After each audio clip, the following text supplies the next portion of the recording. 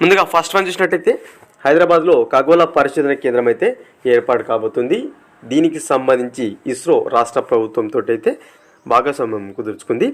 జేఎన్టీయూలో ఒక విభాగంలో ఈ పరిశోధన కేంద్రాన్ని అయితే ఏర్పాటు చేయబోతున్నారు.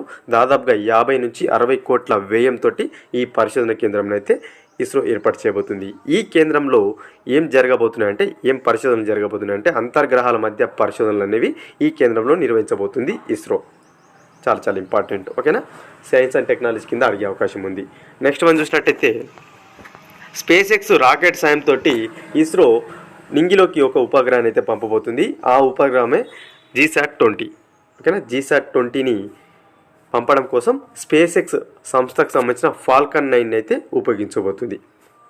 స్పేస్ ఎక్స్ సంస్థ ఏదైతుందో ఆ సంస్థతోటి ఇస్రో తాజాగా ఒప్పందం కుదుర్చుకుంది.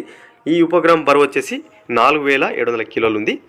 దీని యొక్క ఉద్దేశం ఏంటంటే రిమోట్ ప్రాంతాల్లో కమ్యూనికేషన్ సేవలు అందించేందుకు వీలుగా GSAT-20 అయితే ప్రయోగించబోతుంది మనకు ఇస్రో.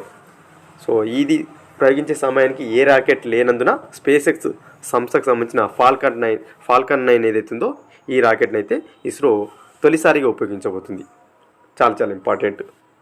నెక్స్ట్ వన్, ఇస్రో అధిపతి అయిన సోమనాథ్కు జేఎన్టీయూ గౌరవ డాక్టరేట్ అయితే మనకు ప్రదానం చేసింది. ఓకేనా, ఇస్రో మనకు ఎవరైతే అధిపతి ఉన్నారో సోమనాథ్ గాను జేఎన్టీయూ గౌరవ డాక్టరేట్ను అందించింది. ఓకేనా. నెక్స్ట్ వన్, క్యాన్సర్ గుర్తింపునకు కొత్త AI సాధనను అయితే కనుగొంది. ఏదంటే పెన్సిల్వేనియా విశ్వవిద్యాలయం. ఓకేనా. నెక్స్ట్ వన్ చూసినట్టయితే ప్రపంచంలోనే అతిపెద్ద క్రూజ్ షిప్ అనేది జనవరి 21న అయితే ప్రారంభం కాబోతుంది. ఇది మనకు గతంలో టైటానిక్ ఏదైతుందో ఆ టైటానిక్ కన్నా 5 రెట్లు అయితే పెద్దది. ఓకేనా, ఈ నెల 21న ప్రయాణికులకైతే అందుబాటులోకి రాబోతుంది. దీని పొడవు వచ్చేసి 365 మీటర్లు కాగా బరువు వచ్చేసి 2,50,800 టన్నుల బరువు అయితే కలిగి ఉంది. ఇవి ఫ్రెండ్స్ ఈ వీడియోలో భాగంగా ఇంపార్టెంట్ కరెంట్ అఫైర్స్.